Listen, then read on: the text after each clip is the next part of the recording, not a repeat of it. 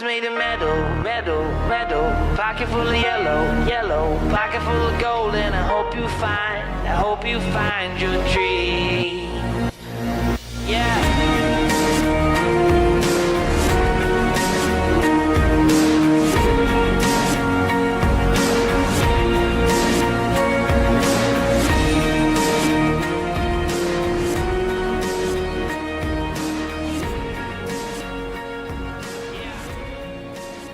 Welcome to the Efed Podcast, the podcast exploring our fantasy wrestling hobby, where the wrestling is written, but the characters are real.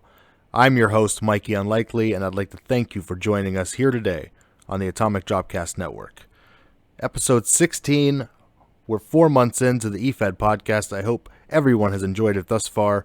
Really appreciate everyone who's been part of the show, whether a part of the Efed Question of the Week, the Efeds of the Week, the Feds list, or have done the interview. Thank you to each one of our guests. We're going to have a rundown of them here shortly on one of these episodes. Just a shout out to everyone who's been on. This week on the show, guys, we have Aaron, the handler of Dandy DeVito. That's right, you heard me. Dandy DeVito. Action wrestling superstar. We had a great time interviewing him. We've got him on the show today, followed by the Efed Question of the Week. We got a great response on the Twitter machine. Guys, follow us at the Efed Podcast on Twitter or efedpodcast.com. You can check us out there. We've also got the Discord server. Hop in there anytime. The link is in the profile of the Twitter. That's always a good time. We've also got the Efed of the Week this week on the Efed Podcast. So stay tuned for that. But before we get to the show, let's hear a word from our sponsors. Defiance, an angle fed boasting 8 years of continuous fantasy wrestling. Defiance offers opportunities for original characters, micros, a standalone website utilizing Backstage 3 script, and a forum hosted on the long-running fwrestling.com, as well as a roster full of some of the most experienced writers in the game. Come see for yourself at defiancewrestling.com. That's defiancewrestling.com.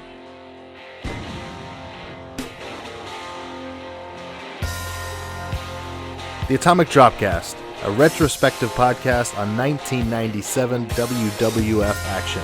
Every Raw, every pay-per-view, every week, we cover every show that happened in 97, and we do it all with a drink in our hand. We have a great time watching the wrestling we watched as kids, now as adults. Check it out over at AtomicDropcast.com. Check us out anywhere you listen to your podcasts, or the re-release of Season 1 is happening right now on YouTube. Just type in Atomic Dropcast in your search bar. It's your weekly knee to the ass bone for your ear holes. Hey, this is Pete Russo, no relation to Vince. Listen to Valerian's Garden, buy my book, One Chance, The Legend of Valerian's Garden, and you are all in on the Efed Podcast.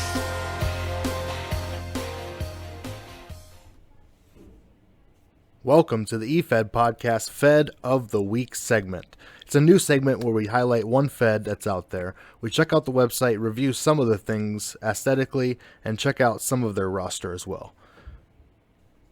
This week's Fed of the Week is Dominion Pro Wrestling. You can find them at dominionpro.freeforums.net or on Twitter at DPW Wrestling. That's DPWWRESTLING. This is a hybrid Fed. Interesting concept here, guys. It's almost like it's an angle, roleplay, and sim Fed. You write segments that will fill up the show besides the matches, and when you submit the segments, they are used and judged to help determine how your character does in the match. The matches will be simulated on Fire Pro World for PC, but your activity and your promos and the things that you submit through the week, they are going to help enhance your character and help them be given extra attributes in the matches to help them win said simulated match. So the more activity you do, the better promos you put in, then the more points you're going to have attributed to your character. It's a really cool concept. No matter what, you don't know what's going to happen. So check that out. Definitely something cool and different. And I've been in angle feds where all I do is submit segments. I've been in role play feds where all my stuff is judged. I've never combined the two into this different kind of element.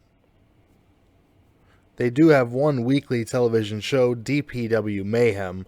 They also host pay-per-view events. You're able to post anytime. Network content is what they're calling it. Your character development, your role plays, and your interviews in between the events. Check out the website, guys, dominionpro.freeforums.net. It's a very simple layout, very simple design. I like that it's very straightforward. It's not convoluted with all their nicknames. You know where the TV show is, you know where the pay-per-view is, you know where to find the segments and the old television shows. They got the OOC section and wrestling profiles. And let's talk about those wrestlers. Some of the top wrestlers in the Fed include Judas Lasher, Chris Wolf, Adriana Salvatore, Shelley Silver, Lash Donahue, good follow on Twitter, Owen LaRoe, Lionheart Alex Brody, Tommy Cruel, Matt Classic, Rick Diculous, our very good friend and Efed Podcast OG, and not to mention William the Mangler Mannheim, Rick's other character. Got to mention all of our buddies' stuff. To just look at the website, you would think it kind of looks a little plain, but I will mention, even in the pay-per-view that they recently had, the graphics and the banners for the matches look pretty cool. Really dig those. So check them out, guys. At DPW Wrestling on Twitter, dominionpro.freeforums.net. It's a really cool concept. I'm really curious about it. Check it out. Let me know what you think. Tell them Rick Diculous sent you and the Efed Podcast. We're happy to have him here as our Efed Podcast, Efed of the Week. Hi everyone, it's Panda. You should really join us for Content Panda adventures available only on Splat. Contai and I travel around meeting other wrestlers and more often than not find some type of trouble to get into. We will be back on March 4th with episode number 7 featuring Tommy Ward and Rupika Khan from Global Combat Championship. The show is very family friendly and great for all ages. Don't you miss it every Wednesday on Splat.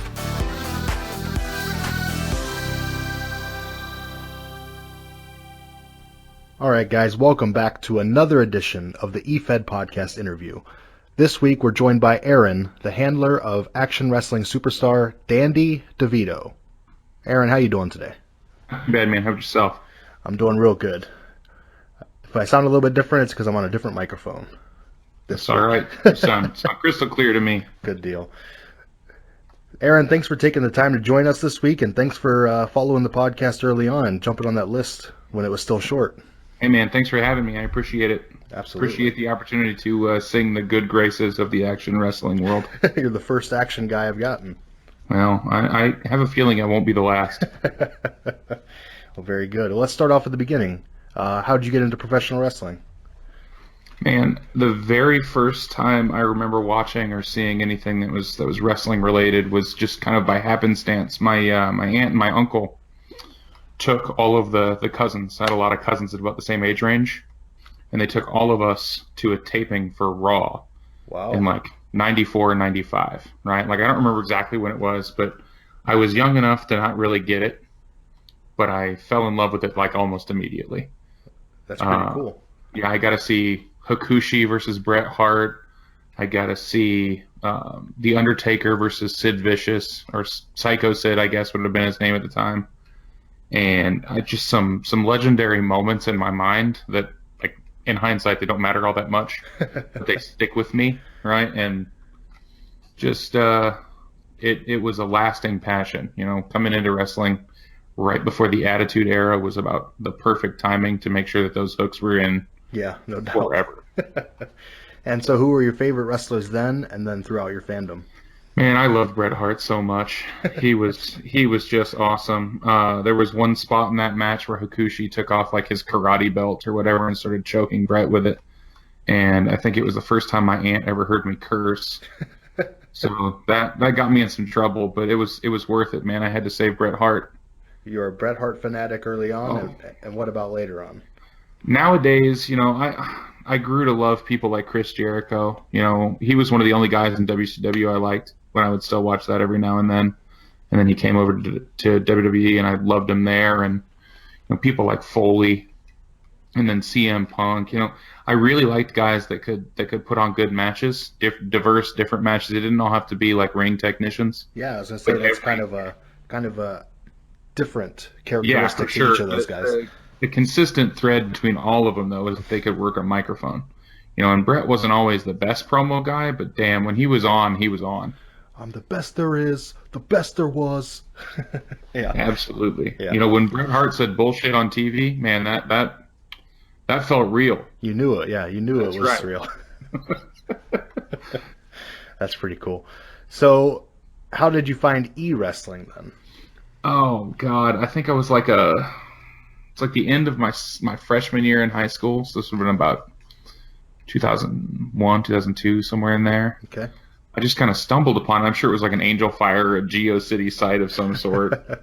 And I was like, oh, this is cool. I started off with the feds that were the real wrestler feds. Mm-hmm. And, you had to hope to God that somebody in the fed hadn't taken The Rock or Austin or Jericho. They were always the first to go. They were always the first to go. You'd be an idiot not taking main eventer in those days. I ended up with the D'Lo Browns, the Christians, and the Tests. Yeah, if you wrote Christian right, you could make Christian go nuts, But damn, most of those were just like, oh, okay, cool, so I'm screwed. All right, get it. All right, so I'm Darren Drozdov. Okay, here we go. Yeah, I'll be about as effective in the ring with Darren Drozdov as he would be right now. But, then I kind of moved on into the create your own guys, and I really fell in love with that. And I don't remember being particularly good initially. I remember writing like the 12-line promos and posting those things up, and they were just like, Aaron walks to the ring. Aaron says, I'm going to beat your ass. Exactly. I had a guy at the time that I just mashed a bunch of names together and called him the Assassin, John Oswald. There you go. And I remember I had one promo where he was just doing target practice at a shooting range, and I was like, oh, this is so good. And nowadays when I think about it, I'm just like, oh my God. Can't believe I wrote that. That makes my skin crawl. But, it just is what it is. It's progression. So kind of walk us through your journey as a handler then. You started in the real feds, or the real wrestler feds. Yep. And I went into, I did several years of like the create your own guys kind of feds, the originals feds. And then I just kind of fell off for a bit. And I don't even know how long I was out. I was out like 10 years probably. I came in, not this most recent September, but the September before. So September of 2018. 18? Yeah, if I can do math. I'm not a math teacher. So 2018, I got back into it, and it was about 10 years since I'd done it before. And I really loved it when I was doing it before, and I missed it. And I was trying to do like wrestling sims, but I couldn't get into like TEW. It was just too complex for me. Same. So I was doing like EWR, and I could get that okay. But I was like, this doesn't satisfy the writing portion that I want. And I just started looking for feds, and I ended up on Reddit, I think is where it was. And I saw something linking to Action. And I was like, all right, I'll check it out. And I looked, and the word count seemed manageable and all of that. And I was like, okay, I'll try this. I'll just put something together. And I had made a joke about starting a punk band with the name Dandy DeVito. And my fiance laughed, and I was like, okay, all right. I mean, this might have some legs. So my favorite thing that I did when I was, fedding like 10 years ago was this gimmick that was very dialect driven, and it was a kind of a southern redneck character. And I didn't want to go back to that same well, so I went with Dandy, who in my mind sounds exactly like Ninja from Die Antwoord. And like, did you ever see the movie? Did you ever see the movie Chappie? Oh yeah, the robot. Yeah, the robot cop that they kind of like hijack and reprogram. Yeah. So Ninja's the guy there, the gangster guy, and I heard his voice in my head every time I started writing Dandy stuff, and I was like, okay, all right, this feels good. So I just went with it, and it worked really well. And I found a pretty good way to balance like comedy and more of a serious, straightforward shoot aspect of it. But I've just really fallen in love again with doing, what I used to love as a kid that kind of slipped away from me for several years. Sure. And would you say that that's what you specialize in, is comedy writing? I've got my moments. I think when I started off again, I had just basically forgotten how to shoot, and I was doing a lot of, like, in my mind, I was thinking of wrestling promos in reality. So I was thinking, okay, so if they gave Stone Cold Steve Austin or The Rock or CM Punk or any other guy the microphone to talk about his opponent, he's going to talk for 30 seconds, and it's going to be something else. Mm-hmm. So I was writing my shoot like that. So my shoot in like a 3,000 word role play would be 200, 300 words. Yeah. Which isn't a lot, right? That's admittedly a very, very short shoot. And I just wasn't understanding why that was like a barrier. And I don't know why it clicked or how it clicked. I was like, nope, I've got to at least triple what I'm writing in this shoot. So I just forced myself into that, and I let the comedy come from like the character development and the situations, and still somewhat in the shoot, but I don't know. I think I write comedy stuff better than a lot of people, but I don't know if that would be something that I would say is like specialty. Yeah, I wouldn't say specialized necessarily. So in your first run, how long did that last? You said there was a 10-year break, but you started in 2001-ish and went to when? I just bounced around a whole bunch of places. I would say I probably was never anywhere more than a few months at a time. Okay.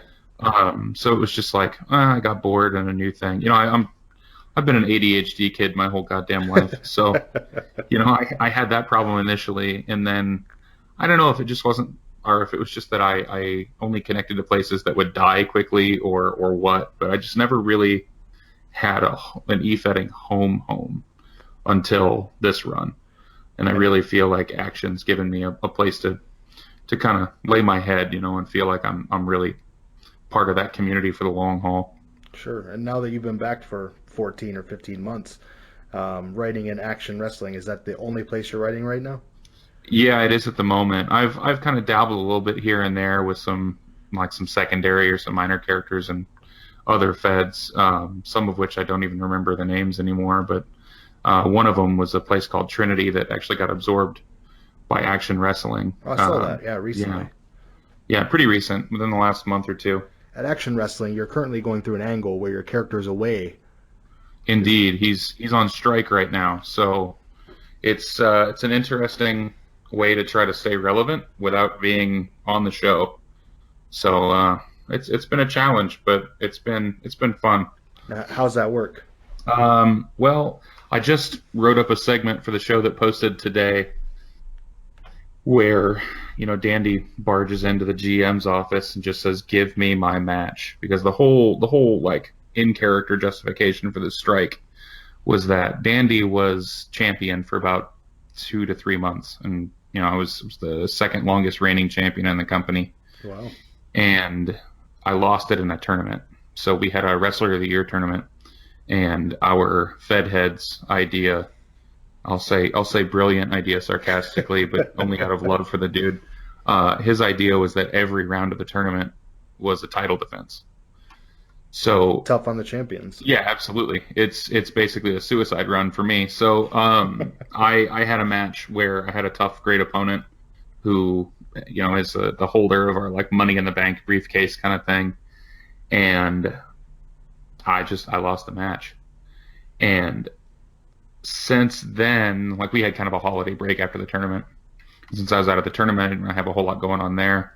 And when we came back after our holiday break, one of the first matches that I was in was a number one contenders match. And the guy who had the title at that time is a guy that I beat twice in multi-man matches while I had the title. So I figured my character's arrogant enough, he wouldn't stand for that. He wouldn't accept having to earn a shot at a guy he's beaten twice. No way. And I had some personal stuff happen, which prevented me from even role-playing for that match. So I was like, screw it, I'm going to put him on strike. We'll just storyline this thing because I can't even role-play right now anyway. Yeah. So it worked out, and the strike was functional. And then I realized, oh shit, I have to write out of this strike. So I wasn't totally sure where I was going with that, but there's been some great developments that I'm not at liberty to disclose at the moment, but I promise they're going to be worth it. And there's some really cool stuff coming that I'm excited about. And all of that led to me tweeting out that you were a former Action Wrestling star. Yeah. Hey, man, that's all good.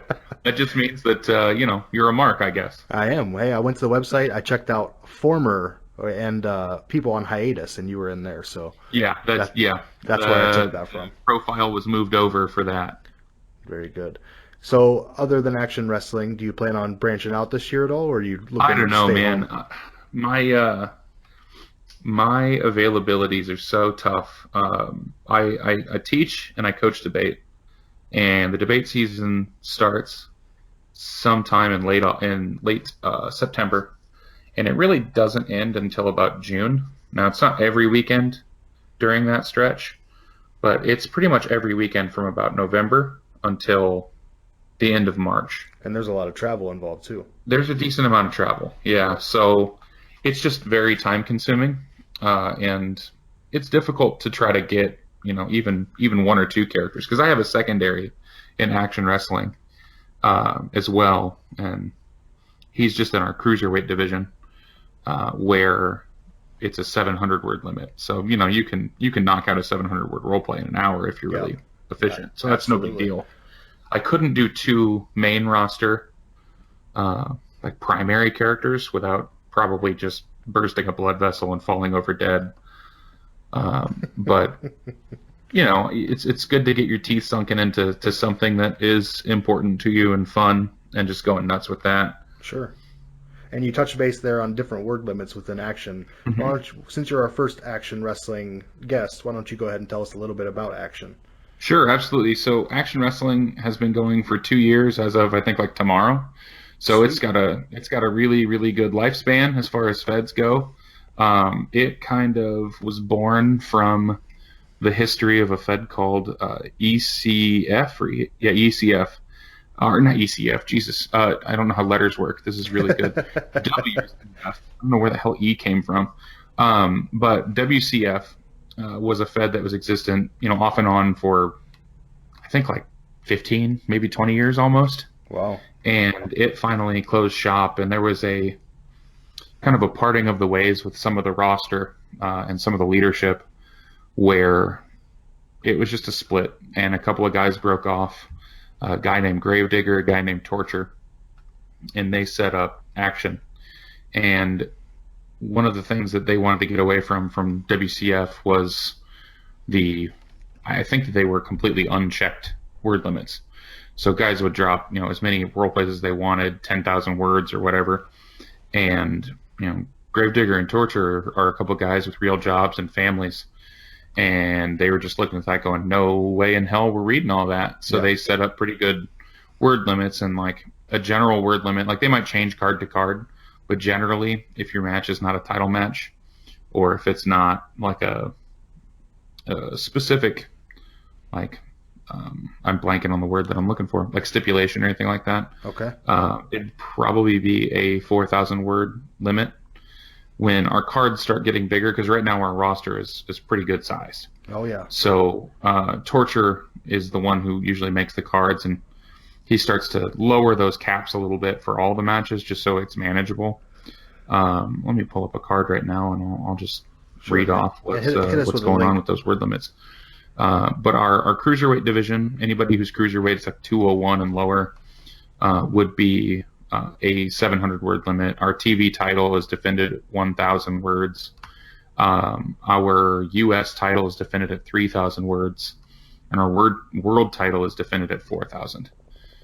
This week's got some interesting caps, I think, just kind of as a joke, but our main event is a match that's being created by a couple of storylines kind of colliding, and it's got a 1,000 word limit for each wrestler in a tag team match.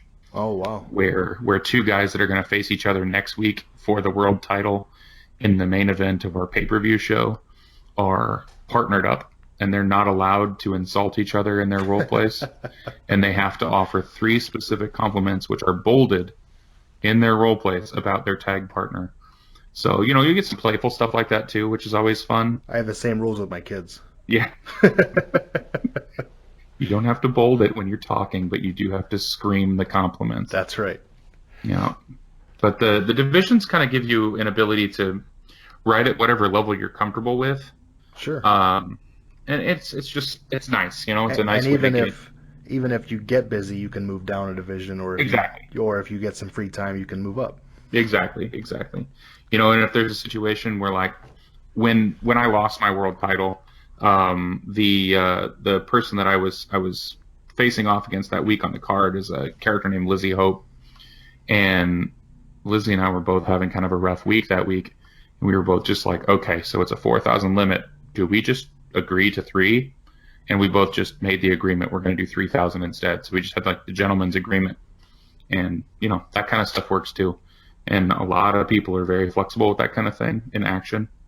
So it's another thing that I really appreciate about the place. Now, when you say 3,000 words, are you held to 3,000, or can you write under that? I mean, you can go under if you want to. Yeah. If it's a 3,000 limit and you write, 2,000, you're fine. Okay. You might win. You might not. It's really a matter of quality as opposed to quantity. But as it should. Yeah, exactly. But if both people are writing really high quality stuff, and one of them writes 3,000 quality words and one of them writes 2,000, there's probably some play in there where those 3,000 quality words are going to kick your ass every time. Sure. So you kind of gotta keep that in mind to a certain extent too. Now, if I'm not mistaken, towards the end of last year, Action Wrestling had a huge influx of characters. Oh yeah, it got big. It was like 20 or 30 people over a course of a month. Yeah, we had a Rumble match for the 700 word division, so the cruisers, and we got a whole bunch of new people that came in for that. We were doing a whole lot of work on like Twitter, recruiting new folks, and we've done a pretty solid job of retention.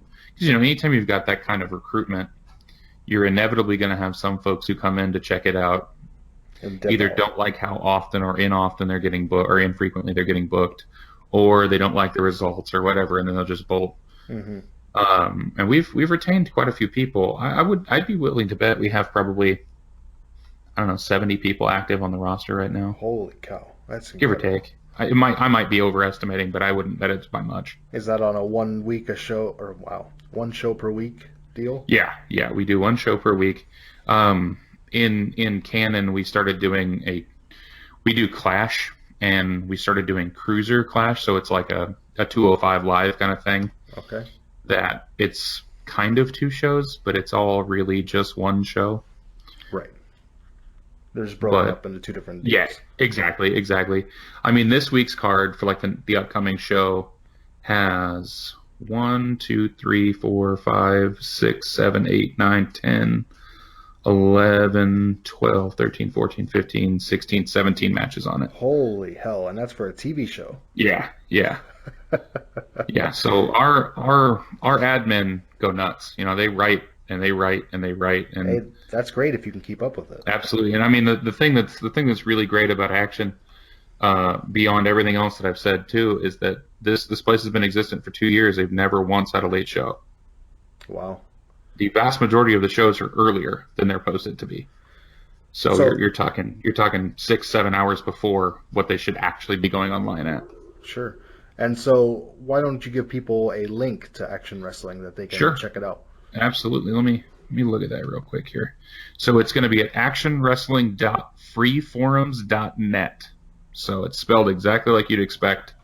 Actionwrestling.free, F-R-E-E, forums, F-O-R-U-M-S.net. There you go. So for those of you out there who have not checked out Action Wrestling, they're very active on Twitter. They're very active out there recruiting. I like what I'm seeing from them. I know they just absorbed another Fed. We just mentioned Trinity Wrestling recently. So not only did they get a giant influx of new handlers, but they also took a whole new Fed in. So it's pretty cool stuff. So check out Action Wrestling. Aaron, are you ready for the Twitter questions? Sure. Let's do this. Okay. Let's see what we got here. Up first is at Rick Tweedless, friend of the show, OG in the Discord channel. He asks at every show, it's our Batista's dick question. Question 1, is your mom hot?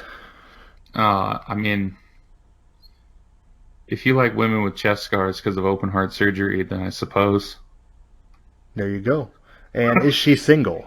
No. My dad's in a motorcycle club, like one of those motorcycle clubs where if you use the G word, they get mad at you. Oh, yeah. So I wouldn't try that if I were anybody. He'd mess you up, Rick. Don't even try it. Awesome. This one's at Hope Lizzie. This is your friend. Indeed. Number 1, tell us about your EW background and what drew you to AW. We kind of went over that, but tell us what drew you to Action. When you saw it on Reddit, what did stand out? If I recall, I was looking at Action Wrestling in another place that escapes me. I don't remember what it was. And at the time, I just looked at how active the board was, and I looked at what kind of characters existed, and I thought, yeah, I'll fit there. And I just decided to go for it. The other place, I think they were just like not taking applicants at the time. So okay. when just serendipity, I guess, I ended up in the right place. Yeah, it makes it an easy choice. Yeah, exactly. You got 2 options. One of them's not a real option. I guess you only got the one. Well, let me ask you this. As far as Action goes, how is the OOC atmosphere? This is one of the chillest places that you can find. A lot of places get just completely bogged down with cancerous drama, and Action just doesn't stand for that. We essentially have, one big sandbox that we all get to play in, and if somebody's throwing handfuls of that sand, then we just kick them the hell out of the sandbox and we just move on. And it's only had to happen a few times in my year and a half of, maybe not quite a year and a half, year and a quarter of being there. And when that band hammer is used, it's used for good reasons. Well, that's a good policy to have. I mean, if you have over 70 handlers or characters, you don't have a whole lot of room. A little bit of cancer will just run rife. Yes, it will. Everywhere. Yes, it will. That stuff spreads. Yeah. Number 2, Dandy Dialect is a character of its own. What's your inspiration, and how do you craft your role plays? Yeah, I mean, the thing for me is when I'm writing, I'm hearing that voice. Like, I have the distinct character voice in my head, and I'm just trying to kind of functionally be a stenographer for the voice that I'm hearing. So I'm trying to create as much of that on the paper as I can, or on the screen. Sure. So it doesn't feel so much like I'm writing as much as I'm just like taking a transcript of what's being said inside of my brain, which makes me sound crazier than I am, I promise. Well, I just listen to the voices in my head and type it out. It's great. Yeah, there are definitely ways that you can phrase that sound way worse. So tell us, what is the dialect that we're talking about? I mean, the character that it's based on, the guy that it's based on, is a South African rapper.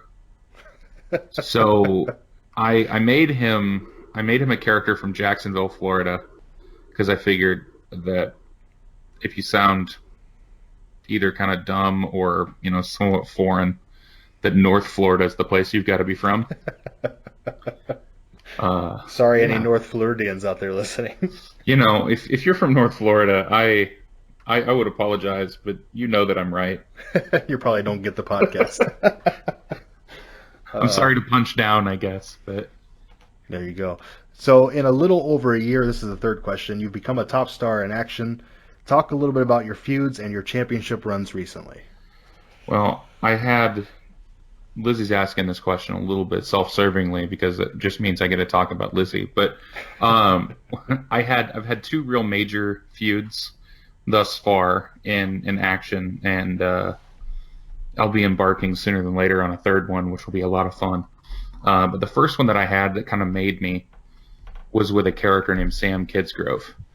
And Kidsgrove and Dandy was the United States champion, and I won the U.S. strap in my 3rd match in the company. Because when I came in, the roster was much smaller than it is now. So I'm not going to lie and say, oh, I earned that shit in 3 matches. No. It was definitely a right place, right time scenario. And I made the most of a very early opportunity on a pay-per-view match that was a fatal 4-way with the champion and 2 other people. Okay. One of whom was quitting. The champion was actually taking some time off for some personal issues. And the other person I don't remember the circumstances, but it was like a fatal 4-way with only 2 people really active. Right. So I kind of inherited the thing, and then I made the most of it. So I held it from November until January, and then I had a defense in that January where I dropped it to Sam, and we just turned it into a story from there. So Sam Kidsgrove as a character is like a Hollywood kind of superstar, but he's British, and he's got this kind of hoity-toity demeanor, and his pick base is Matthew McConaughey. And he's friends with like real life actors and stuff. So he's got like Affleck and Damon.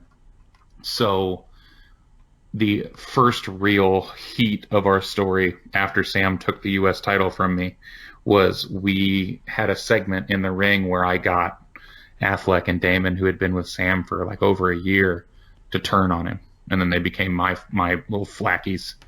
So, we had some real nice natural story beats that made a lot of sense, where we just kind of built to that crescendo, and then that feud did not have its blow off until June.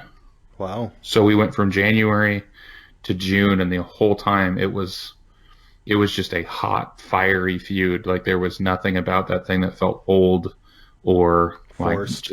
Forced or just kind of worn out. And it was live, and everybody loved it. And it was the feud of the year last year in our internal polls. And it just really kind of took Dandy from this character that had the U.S. title to a character that really was put over. And that was what Sam told me that he was going to do for me from the get-go, because he's just a remarkably collaborative person. Mm-hmm. He and I have a very similar take in terms of Efeding. As yes, it's competitive, but first and foremost, it's a storytelling endeavor. So you're almost angling and role playing. Yeah, we both were. Like we were making sure that the matches that we were going to role play for were meaningful, big matches. Yep. So we were angling stuff on shows and costing each other matches against jobbers or new guys, both as a means of building our heat and also helping to get those new guys up and the rest over. Of the roster, yeah. Yeah, so it was a lot of fun there, where we both just had a similar philosophical perspective, and we made the most of a really cool opportunity to do essentially whatever the hell we wanted to do, and it was just great. And then once I was world champion, Lizzie and I kicked off a little feud that was admittedly like a shorter feud, but it was still real. It was awesome. Where Lizzie had the briefcase, so she's got this potential to cash in all the time, and Dandy started playing defense, and he recruited one of his like world title competitors to be basically his bodyguard, and we were gonna do a lot of different things with like false cash-ins or like a stolen briefcase, and then Dandy tries to cash it in just so the contract's out of play. All sorts of little like kind of humorous things there. My favorite potential thing that we were going to do, Dandy at some point had won kind of like it's almost like a meaningless little like title of name only, but I had both the world title and the international title at the same time. And Lizzie and I had it set up where if we got booked against each other, I would lose in a cash-in, and then my bodyguard, his name's Alex Richards would throw her the international title, and then we would just run away with the world title. And then when she was like, what the hell? Then we'd say, you should have specified which belt you were cashing in on, and just run away. And it just never worked out because we matched up in that tournament, and she beat me. Yeah. So, it is what it is. But we had a little bit more of a feud out of that, and it's just great. I love working with people to tell just fun, collaborative stories. Very good. At the Fortress QDT, already asked you this on our AW Pridecast, but I think it's interesting for those other feds. DD is a successful debate coach, winning national championships. Talk about the parallels in debating and e-wrestling and how those skills have transferred over. Well, when I started doing Efeding, it was after that freshman year in high school, And I used to be a competitor myself when I was in high school as a debater. And I noticed the greatest jump in my ability as a writer and a speaker when I started forcing myself to write competitively on a time crunch, doing Efed stuff. Mm-hmm. And the skill set that I use for like shoot now overlaps at least a little bit. You know, if we're talking about a rebuttal in a debate, there's a very fundamental like quick-wittedness that has to happen. And if you're doing good shoot, I think that there's a fundamental quick-wittedness that has to happen there too. So the skills are not necessarily one-to-one. You know, I'm not necessarily going through and like researching or doing what a debater would call cutting cards on an opponent. But I'm definitely going through to check like history of things every now and then. So I'm doing that kind of research. And then, you know, I'm trying to spin that research in the most advantageous way that I can, which is exactly what a debater is going to do. Absolutely. in their rounds. That's awesome. So another in real life skill of yours is having done several stand-up sets. That's news to me. It's fun, man. I haven't done it in a while, but it's a good time. Talk about comedy and e-wrestling, especially funny things you've read or written, and common faux pas that people make. Man, so the wild thing to me is that I can't honestly think of anything that comes to mind right off the top of my head that was funny that I wrote. I know I've written some funny stuff. I know that other people have laughed at it. Like, I laugh at my own stuff because, you know, I'm fundamentally a mark for myself.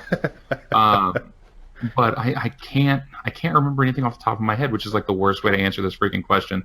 He's throwing me a softball, so I can just be like, oh yeah, I'm great, but I'm just blowing it. But as far as like the stand-up stuff goes, you know, when we talked initially, I think this was in the practice call here. So I'm pulling back the curtain and revealing the wizard's just a man.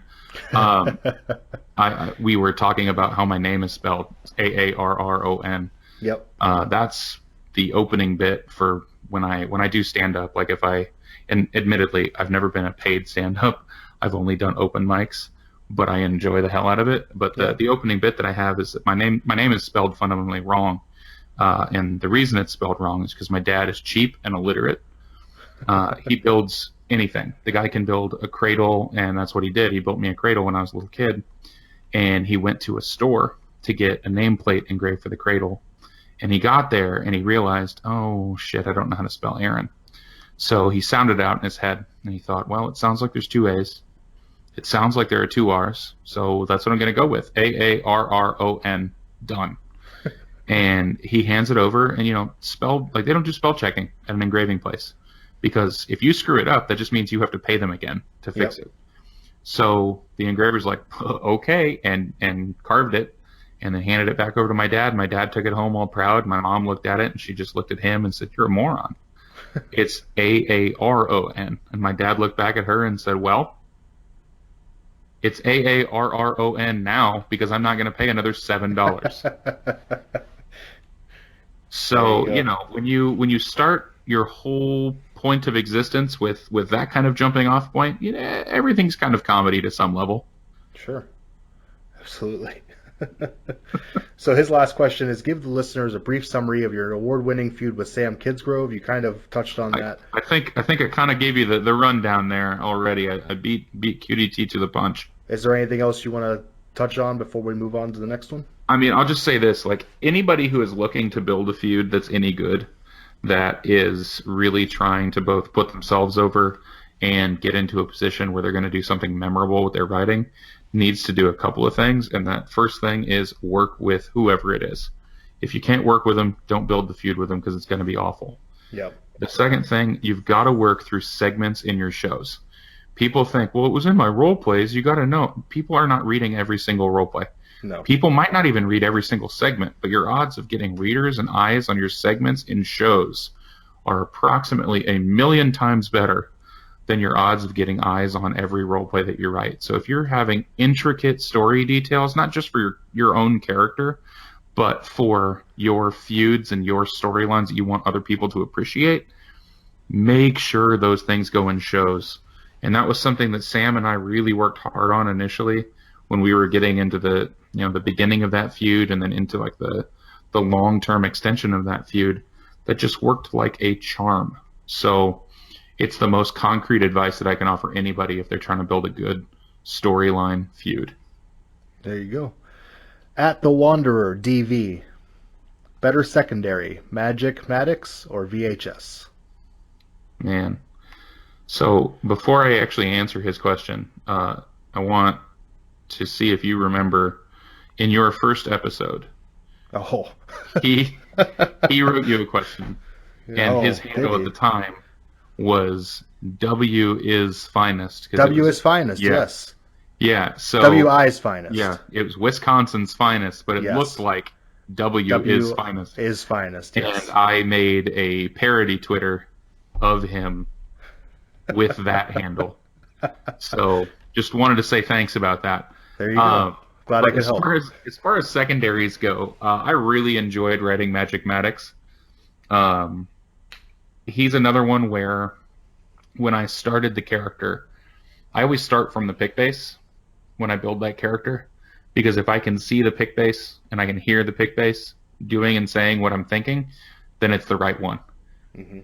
And the pick base that I had for this character was Dalton Castle from Ring of Honor. And I went with a very flamboyant magician that I, after a couple of months, revealed to be, and I'm surprised I didn't get more shit for this when I did it, but I revealed him to be the gay reincarnation of Jesus. Oh, I can see why you'd expect to get shit for that. Yeah, and I didn't. I never got any shit for it. Because I don't feel like I ever made him a sacrilegious insult. When I was a kid, I kind of wanted to be a pastor, so I know enough to be dangerous now, even though I'm pretty hardcore as an atheist. Not one of those judgy, I'm going to be a dick to you atheists, but I don't really believe in much. Sure. But I know enough that I could use that character and really have a lot of fun with it. But he was always kind of lusting after Vaden. And that was a lot of fun to write, and I had some really funny stuff happen with that. And I really enjoyed writing that character. I eventually kind of fell out of love with doing it because it got taxing, and it got As soon as it exhausting. becomes work, you lose the fun. Yeah, exactly. When it was just like, I'm going to say some weird shit this week, it was fine. But then as soon as oh fuck, now I got to try to win a match. Yeah. Then, I lost the love for it. And also he suffered from he was a character I started off with as a cruiser. So he was in that 700 word category. And then every time I wrote a role play with him for 700 words, I was like, that's not enough words. I need more. I need about twice as many words. I need more. And then I was just like, screw it. I'll just move him up to the main roster. And then I moved him up to the main roster, and I was like, okay, now I'm not in the Goldilocks zone either, because now I need more, but I don't have it. So then I just kind of tapped out on the character. But I loved writing that character for a long time. Well, before we tap out on the character, did Maddox and DV ever hook up? I would have to think that would be up to DV. Like I would be fine with if Vaden wants to tell me that that's canon, it's canon. Let's put it that way. You were waiting for permission, is basically. Yeah, more or less. I mean, because consent matters. Damn it. His other question is: you were the one who finally knocked Lockhart off of his monster run to win the first title. How did it feel to read those results and discovering you did the impossible? Well, I'll give you a little bit of background information, because if you weren't in Action Wrestling during the Ryan Lockhart world title run, it probably doesn't mean a whole lot to know that I knocked him off. But Lockhart, up to that point, our longest world title run before Lockhart won it was like 72 days. Lockhart held that title from, I think, if I'm not mistaken, it was the beginning of December of 2018 until August of 2019. Wow. So it went from 9 months.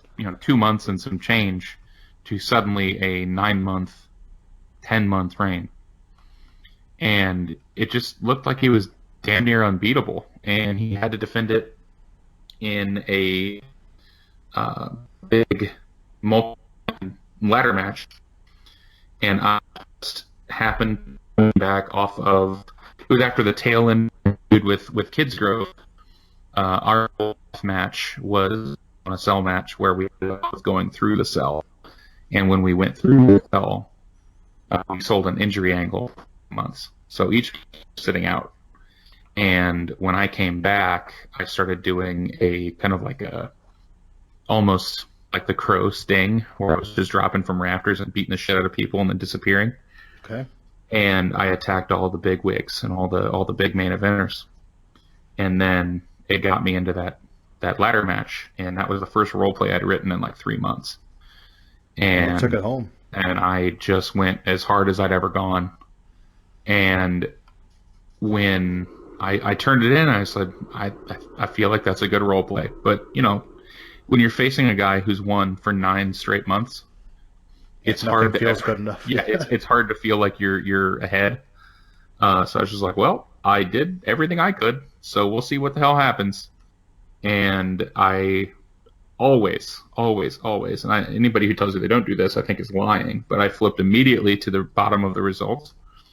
Because I think the place you start reading results when you're really anxious about a match is the bottom. I'm going to tell you that I'm not that way. Oh, I do not understand you as a human then. I love the anticipation. I love the build. I love man. the false finish. Yep. My mom had a sextuple bypass at 49. I have had cholesterol that is too high since I was like a fetus. So I am not looking to play any heart games here. But no, I just can't do that. I just can't do it at all. I'll go to the bottom, see the result. If I'm disappointed, I'll come back and read the match later.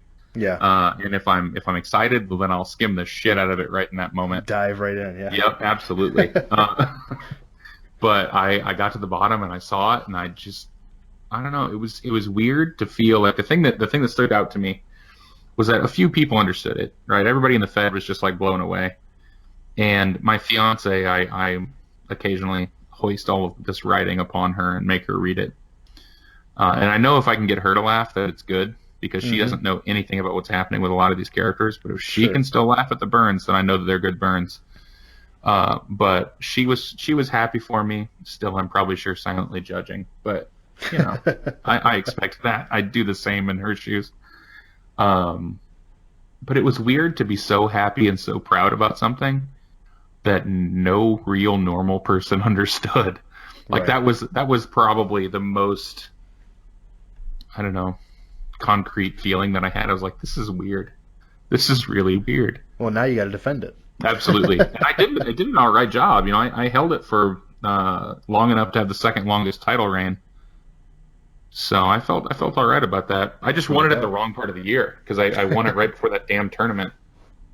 Yeah. I feel like if I would have won it before the tournament, I would have been okay. I would have held on to it longer. But whatever. It's fine. I'll someday I'll get back in that picture and have a shot at it. There you go. All right. Finally, we've got Jerry with an I. What would you say is your best RP to date? Probably that one, right? I would think that one, yeah. That was the one that the Fed voted as a role play of the year, too. So that was really a flattering accomplishment, too. Yeah, I would say you have to go with that one. Yeah, I would say so. And then, since Lockhart lost, no one seems to have filled the void. Who will step forward? Any ideas? I don't know, man. I don't think that void is really one that we should try to fill all that much. Like, I love Lockhart, and I love his character, and I think that what he did was special, and that's why people are like, oh, but how do we do it again? We can't. Yeah. There's some kind of lightning that you just can't catch, and it's because it was so damn special that you just got to admire what happened when it happened. That's a good answer. I don't think that it's a bad thing if we don't have another person who goes on a 9-month title run. I think it's okay. You know, I'd like it if we get it to a point like our title is kind of hot potatoed. Since I had it, we had a couple of 1-week champions because of that tournament, and then we had a couple of like first title defense lost champions since that all ended. But the thing is, nobody who's gotten the title got it by mistake, right? Like nobody who got it didn't earn it. So I think that it's good for us to not only see like one person in that title position, but to see a good number of people. But what I'd really love to see is that the good number of people start building deeper runs and going, with more defenses for longer.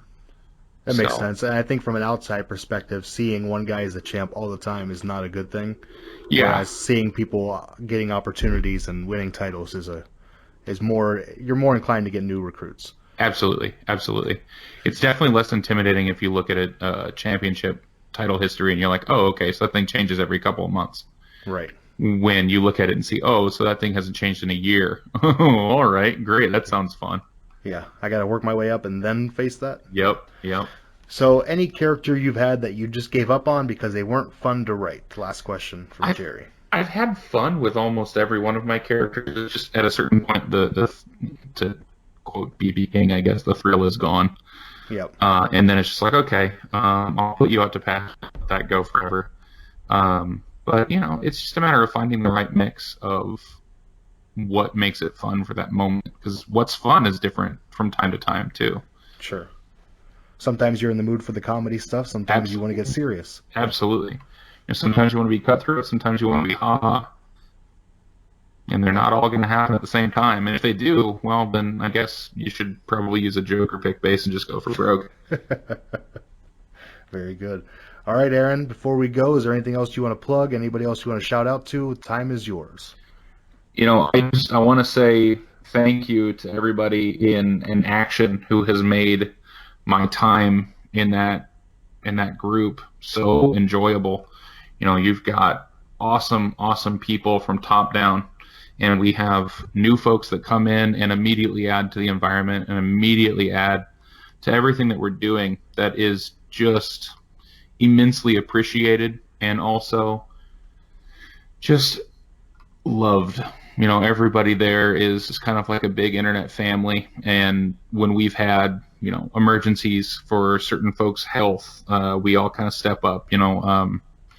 We had somebody who had to go into the hospital for several days, and there were multiple people in the Fed just jumping up to it immediately saying, okay, well, how can we help? What do you need? What can we buy you? How can we get you money from, cover medical bills or whatever from a distance? And it feels like more than just like some internet buddies. And Yep. That's the thing that I love about the place, and that's the thing that I will gladly, climb to the top of a mountain and scream. I mean, I'm not going to climb to the top of a mountain. That's bullshit. But, metaphorically, I'll climb to the top of a mountain and I'll just scream it as loud as I can that, if you're looking for a place that's fun and competitive, but first and foremost, a supportive, collaborative environment, then Action Wrestling is the place you should be.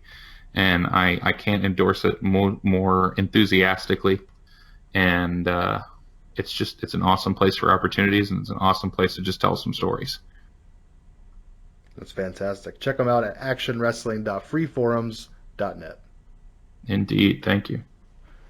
All right, Aaron. Thank you very much for coming on the show. We really appreciate it, and hope you have a great night.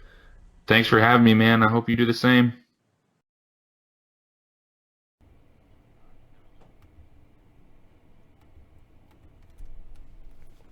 And with that, it's time for the Efed Podcast Question of the Week. The Efed Podcast Question of the Week is brought to you by the EWC. The Extreme Wrestling Corporation is the game's longest-running role-play Efed, having been established in 1997. With over 100 active role players across 4 unique brands, the EWC offers opt-in booking on all of its bi-weekly shows. Home to Stranglemania and the 4-day wrestling festival known as WrestleFest, the EWC is built on its welcoming community with zero bias and no drama. All styles are welcome. Come check out the EWC today at EWC4life.com. That's EWC, the number 4, life.com. In the current Efed climate, are you more or less willing to purposefully put your opponents over at the expense of yourself? Why? Up first, we got a couple answers from the Discord. At Mongo the Destroyer. More, but that's less the climate and more having done everything I've wanted to already. At Lee Best. Getting over is not going over. Big difference in that is lost in efetting sometimes. At Irwin109, that isn't getting over to me. You've got to give both people the appropriate shine. If your gimmick is someone who can't win a match for whatever reason, then it should further the storyline of despair and desperation. There are plenty of ways to tell a story without devaluing anyone involved. Great points. Here's a couple answers from Twitter, at Nos World Order. In the OWA and Gamma Pro Fed, yes, because I'm the guy in charge. My job is to promote a healthy environment for everyone, not myself. As for anywhere else I've signed up, I would like to win as much as possible, but if me losing is a better narrative, it'll make me better. At Angie _Von BMR. More because supermen and women are boring anyway. Flaws are interesting. At Whammy Bar. Very willing. In times like this, we build each other up. At Splatpoint. I have before for the sake of a storyline. In fact, I've purposely dropped titles for the sake of a storyline. I think the story is more important than winning or losing, and people get too caught up in that. At Kennedy Must Die. I'd like to think I'm always willing to sell and put people over. Efetting has always been a space of collaboration. The vast majority of people I've worked with have done that for me, so I'm forever willing to return the favor or help someone new if I enjoy their work. That's great stuff. It's a great perspective to have in the community of efetting. At The Wanderer DV. Currently in the middle of doing so, working with an act that deserves a huge push, pretty much just to put them over. Good stuff. At JVD Rooster. More willing to do the job if it fits the grand scheme of things.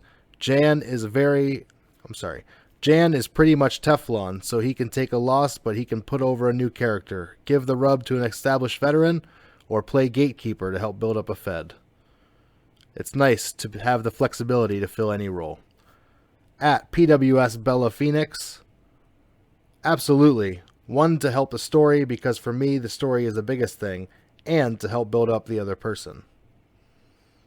At Raina Carter X. If the story and the opponent is just right, absolutely. I have zero issues putting an opponent over. Hell, this character lost a world title all in the name to further along her current story of fighting those who betrayed her. At Laurel's Girl. I tried to purposely lose a lot in 2019 and it didn't happen. Fate was against me. At Chance _River _ 100% yes. If my losing makes the story better or the other person taking the win makes more sense, I'm behind it all the way. At XWF _Fuzz, Efed Podcast OG. I have always been willing, just some people never understood the build to it, and usually it crashes beforehand. Also a great point. I've seen it happen a million times. At UWF Chris Spade. I'm at the point in my career with the Chris Spade story that putting people over makes more sense. I'm respected and already have a lot of achievements in the RP Fed I'm in. I do give it my best, and I feel it more a benefit to the Fed if I put over the new talent. At Heath Williams 78. If I feel like they're creative, been working hard, and deserve it, then of course. Of Dean and Man. If it helps tell a story, then absolutely yes. At Cougar Hunter _21. Purposefully put my last opponents over. At Real Kate's Bass. More as a general rule, but only if I, the handler, can be sold that there's a larger story at work. Since that is often the case, I easily ignore most losses that are explained to me.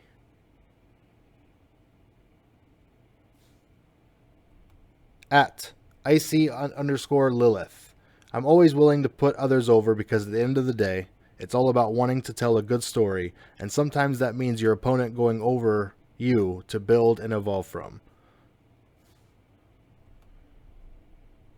You guys sent so many answers. At 1% INC. Send the fans home happy, so after weeks or months of a good build-up, let the fans see the chicken shit heel Chris Constantine Jr. get his ass beat, and get the L at the end of the night. At Raging Ned, I've been at this since 1999. I don't give a fuck about winning.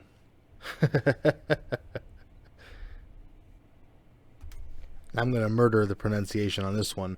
At Chang Dong Gin, haha, young god never lose, get on level. Love that. Thank you to everyone who participated in this week's Efed Podcast Question of the Week. We got a ton of responses. Really appreciate everyone's participation. And you can participate next week by going to our Twitter account at the Efed Podcast.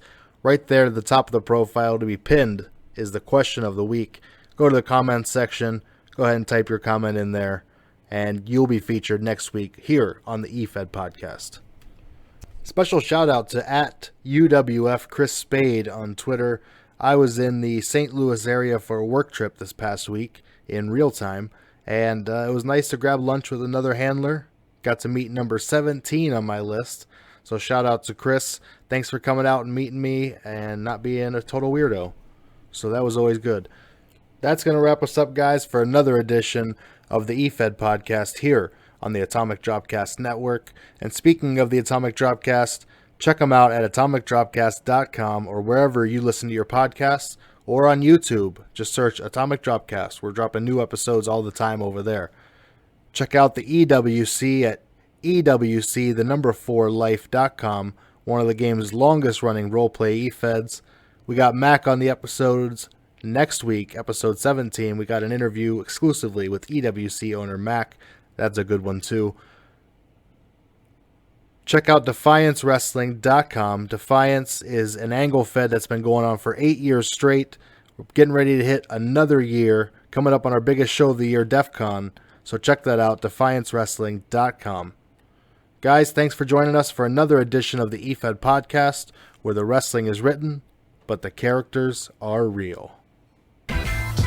Meet the dead man walking, a zombie with awful optics. I'm Joseph Stalin, he's Cobra with shoulder rockets. I shot shit, I'm Robocop in a fucking mob flick. Foes get got with a bell bib, devote toxic. No stopping the most rises pole pot with a stove top and a broke pot. Took a rogue option. Hoes flocking, get no profit. It's so often I'm clocking more brain and cranging more doc. It's the mobile organism only designed for the killing, morbid and violent, resilient to psilocybin and riddling the illest. Ivory spitting it still with an Irish distillment. I'm vilified as the highest, I'll kill a tiger and grill it. Uses half of concealment, I'm silent stalking your village. I climb and fought with the frigid and dark audible villain. I spark a particle mixed with a vile volatile venom. And while I offer the cynical smile, call it your penance, bitch.